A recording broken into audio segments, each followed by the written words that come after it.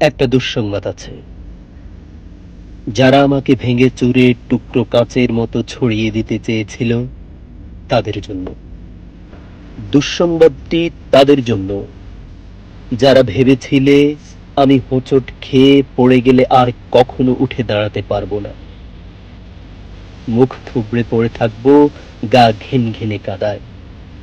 আমাকে ছেড়ে কাগজের মতো কুচি কুচি করে হাওয়ায় ভাসিয়ে দিলে আমি হারিয়ে যাব দিকশূন্যপুর।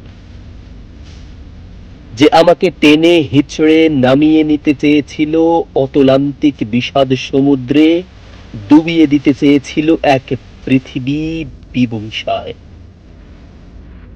যে আমাকে অযুত রাতের কান্না লিখে দিয়ে বুকের ভিতর খুঁড়ে দিতে চেয়েছিল শ্যাওলা জমা স্যাঁতসেঁতে এক মজা পুকুর। যে আমাকে দুঃখ দিয়ে পুড়িয়ে শেষে উড়িয়ে দিতে চেয়েছিল ছাইয়ের মতন, তাদের জন্য দুঃসংবাদ।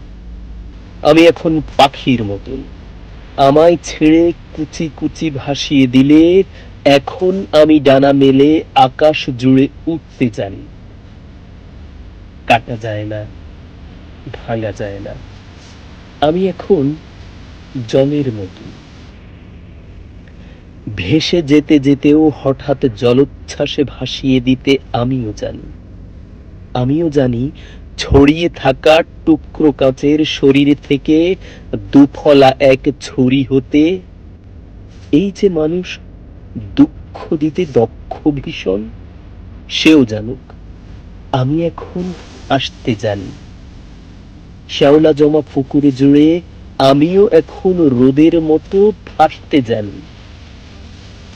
প্রস্থানের গল্প লিখেও ইচ্ছে হলেই আবার ফিরে আসতে জানি। আমি এখন পড়ে যাওয়া ছাইয়ের ভেতর জেগে ওঠা ফিনিক্স পাখি। আমি এখন মৃত্যু মেরে বাঁচতে জানি।